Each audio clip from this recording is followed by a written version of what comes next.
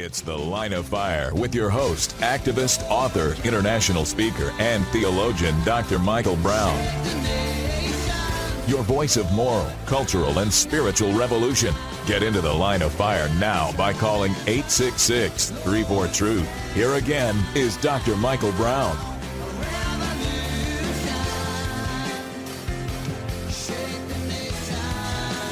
Welcome back, friends, to The Line of Fire, 866-34-TRUTH. It is my delight to bring on the air Jon Bernis, who leads Jewish Voice Ministries International, a massive TV ministry that reaches millions and tremendous work around the world. Jonathan was used by God to reach, preach the gospel to countless tens of thousands of Russian Jews when God was moving in a unique harvest. And then God used him in Latin American countries, and God used him to reach hidden Jews in Africa. Amazing ministry that God has opened up. And Joey, I want you to play clip number 10. You'll hear some Jewish music, and then you'll hear the voice of Jon Bernis.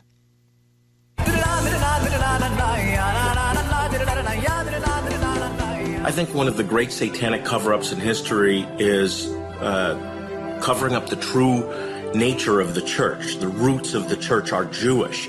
And Let the Lion Roar takes us back on a 2,000-year journey and shows us the Jewish roots of our faith, which is important to every believer. Hey, Jonathan, great to have you live on the air. Great to hear your voice in endorsing Let the Lion Roar. Hope you're doing well today. I am, Mike, and it's great to be with you. It has been great teaming with you, partnering with you for many, many years. When did I first preach for you when you were leading a congregation in upstate New York?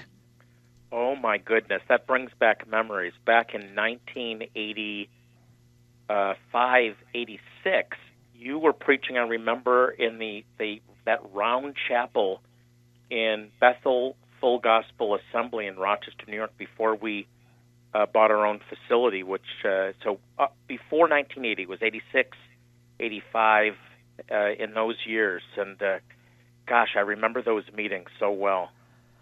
Yeah, I've got some fond memories of those meetings, and God's brought you around the world. Just give our listeners a little overview of some of what you've seen in terms of the Jewish harvest coming into the kingdom.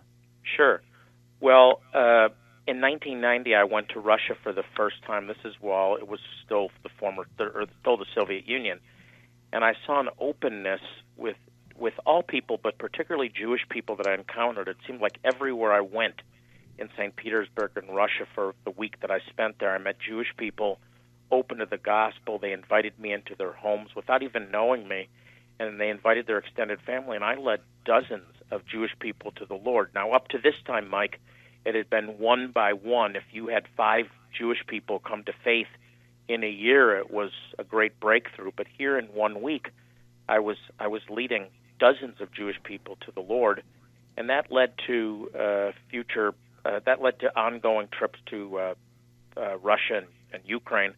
And in 1993, we began to rent concert halls and stadiums. By 1995, we were renting football stadiums.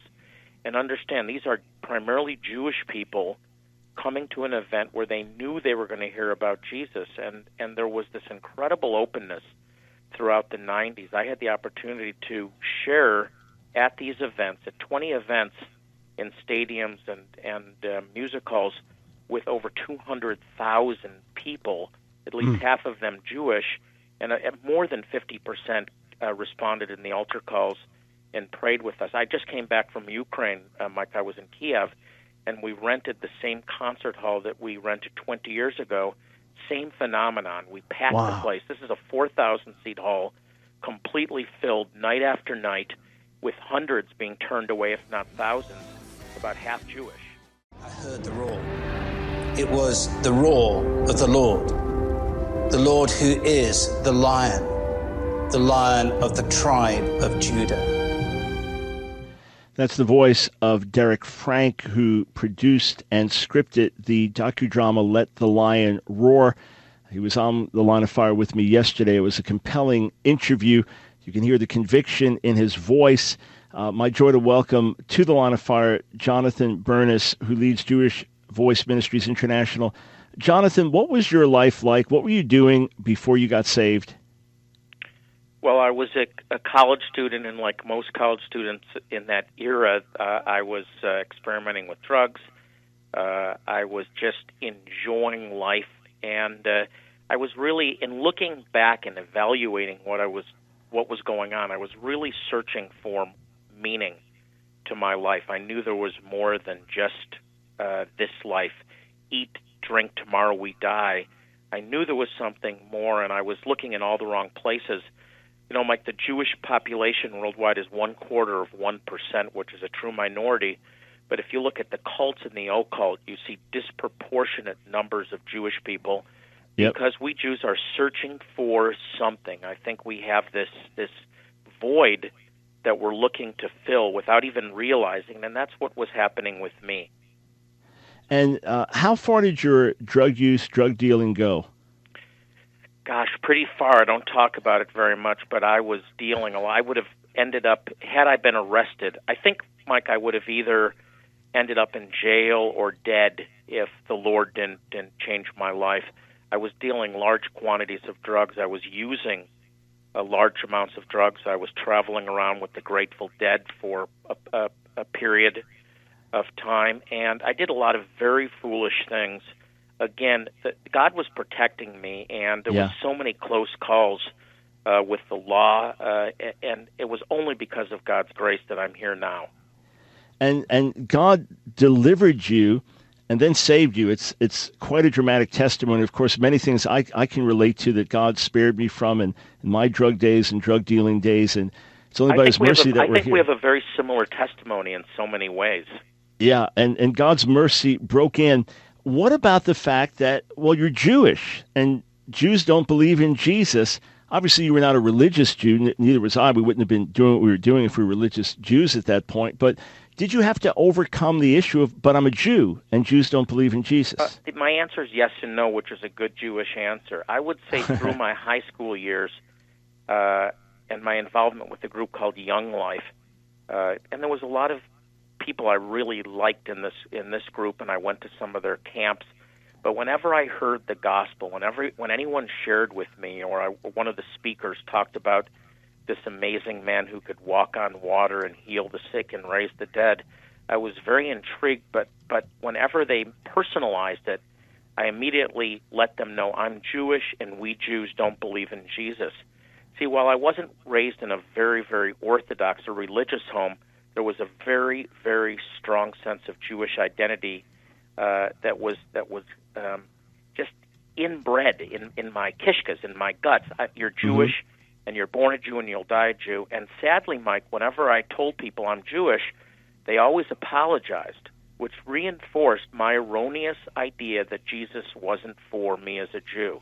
So yes, in that sense, but in college with the drug use and the searching, I was really open, and a girlfriend who was completely delivered of drug addiction and found the Lord began to work on me. And when she invited me to this Bible study, it wasn't about being Jewish. It was about, hey, I like my life. I don't want to be in some religious group and have to give up all the things I like. That was a more dominant issue for me than I'm Jewish and we don't believe in Jesus. But it definitely held me back in my teenage years.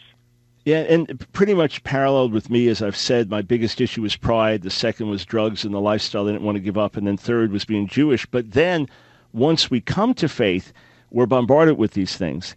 And many Jews do not come to faith, and their outward reason is church history. And I can't remember a major debate that I had with a Jewish leader who did not bring up, sometimes right from the beginning, church history. Jonathan, why is it so important that believers today understand these things, even if they themselves have been raised without anti-Semitism and they themselves have always been lovers of Israel and the Jewish people? Why is it important for Christians worldwide to understand church history and the horror of anti-Semitism that's been perpetrated in Jesus' name? Well, Mike, that's a great question. I'm so glad you asked. The perception of Jewish people, whether they're religious or not, if they've been raised in the Jewish community, like I was, there is an us and them mentality. If you're not Jewish, you're a Christian, and Christians are to blame for a 2,000-year legacy of hatred, persecution, even death in the name of Christ and Christianity. And so you have the Crusades, you have the pogroms, you have the Spanish Inquisition, the Crusades. I'm not going in chronological order, but all of these attacks against the Jewish people in the name of Christ and Christianity. And just in recent history, just within 70 years, you have the Holocaust, where Nazis claim to be Christians. And you can't separate true Christianity from that sad history, because Jewish people don't make that separation. They don't see Christians that are true Christians and the others that are bad Christians. Christians, followers of Jesus, Jesus himself, many Jews understand, was an anti-Semite. And the fact is, we have to show them that true faith is about loving the Jewish people. If you love Jesus, you've embraced the Jewish Messiah, the King of Israel, and you need to love the Jewish people. And so we have to overcome a 2,000-year legacy of hatred in the name of Christ and Christianity. And no true Christian can separate themselves from that reality.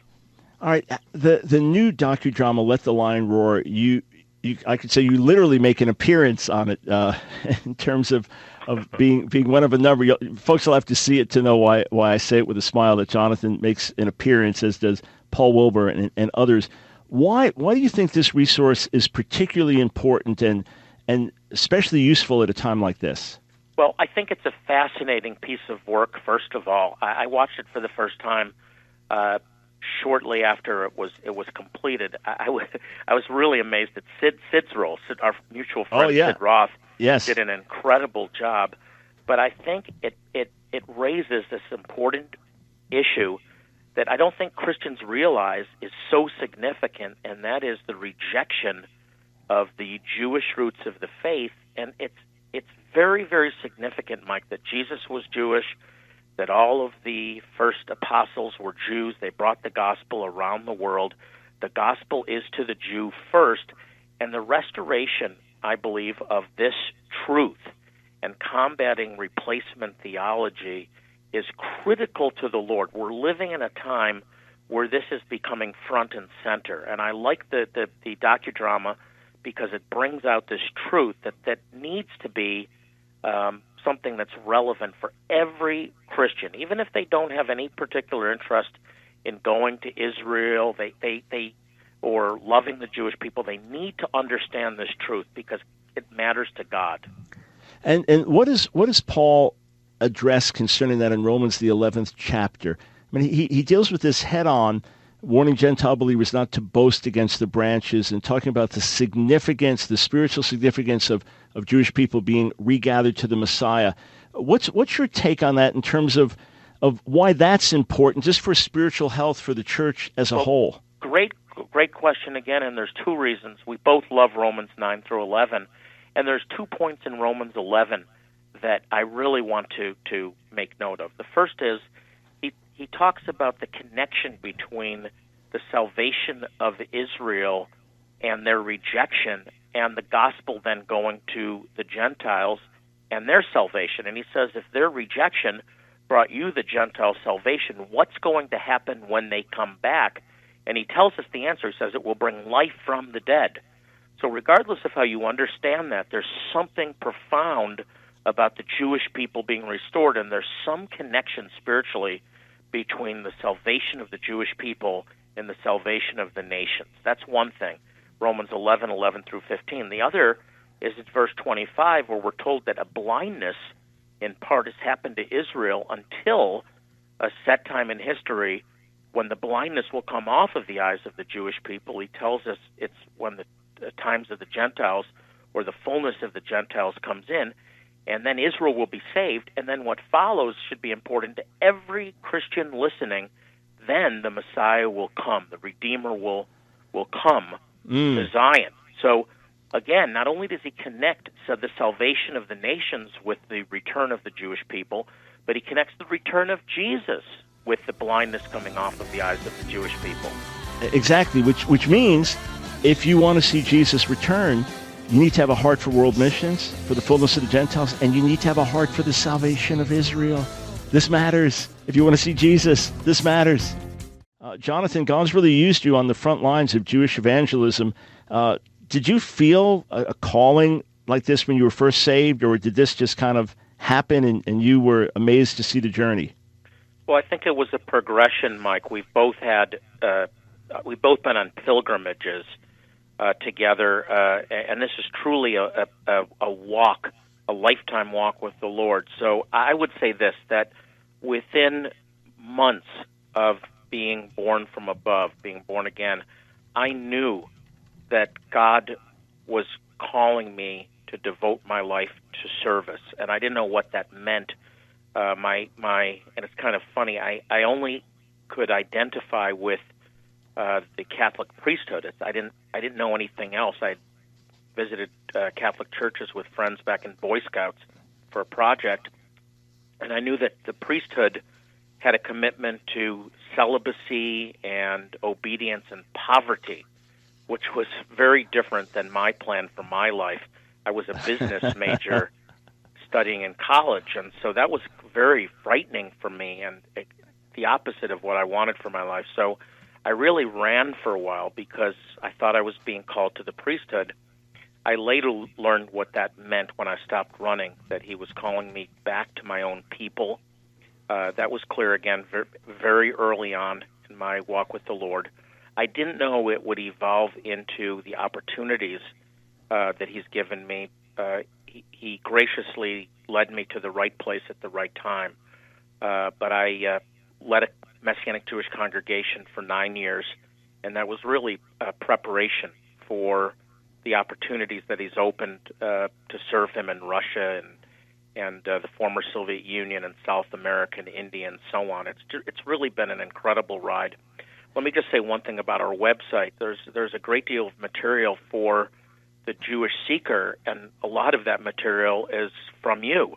You've done an amazing job of laying out for the Jewish person open to finding out if there's more, why Jesus is in fact the Messiah, and answering all the objections that have been raised for the last 2,000 years. Great work, and what a contribution to Jewish ministry.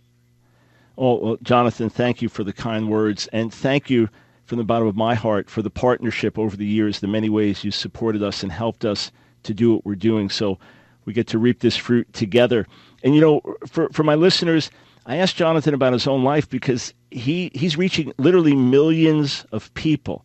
He's reached hundreds and hundreds of thousands face-to-face and many more millions on TV, and it's simply a matter of just obeying God day by day, doing what's before you, being faithful in little, and God brings you to the next step.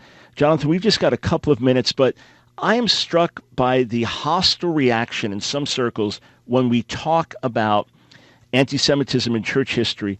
And when we talk about Jewish roots of the faith, people immediately think we're saying everyone has to become Jewish or everyone has to live by the law of Moses, or how can you criticize these church leaders? Why do you think there's such a visceral reaction when we raise some of these things, that the attack comes back on such a harsh level and people aren't even dealing with the words we're saying? Why do you think it's like that? I think, Mike, that just as there's a blindness covering the eyes of our Jewish people and keeping them from recognizing who Jesus really is, there is a parallel blindness on many in the church, particularly leaders, that keep them from seeing the role of Israel and the Jewish people in God's plan for the redemption of mankind, for the entire earth.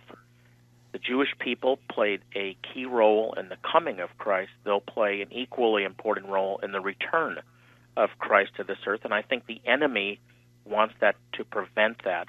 There's nothing higher on Satan's list than to keep the Jewish people from finding their Messiah and the church coming into her fullness. It means life from the dead. And so I believe this is a satanic strategy, a satanic blindness to keep God's plan for the redemption of mankind from being fulfilled. The good news is The enemy has failed, will fail.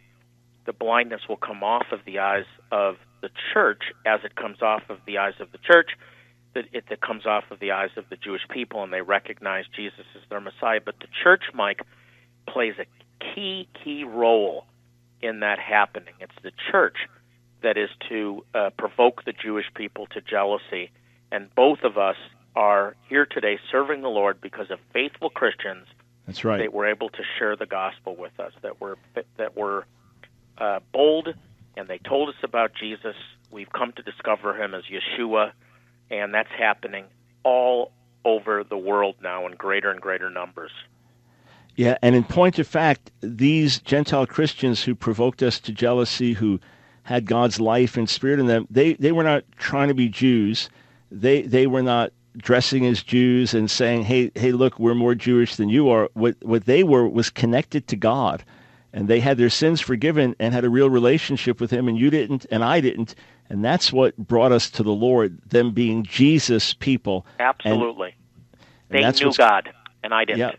Yeah. And friends, I want to encourage you, if you're a follower of Jesus, you have something that Jewish people need. If they're more educated, you less educated in Scripture, that's not the issue. You have something that they need. And Jonathan and I would not be here today if not for the faithful witness of the to the Jewish people by followers of Jesus in the church. Hey, Jonathan, can't wait to see you. Sorry I can't make the Messianic Gathering in November. It's just in between travel trips, but looking forward to seeing you soon, having some face-to-face fellowship, and waiting for the lion to roar. Me too, Mike, and thanks for having me on, and thanks for all you do. Keep up the great work.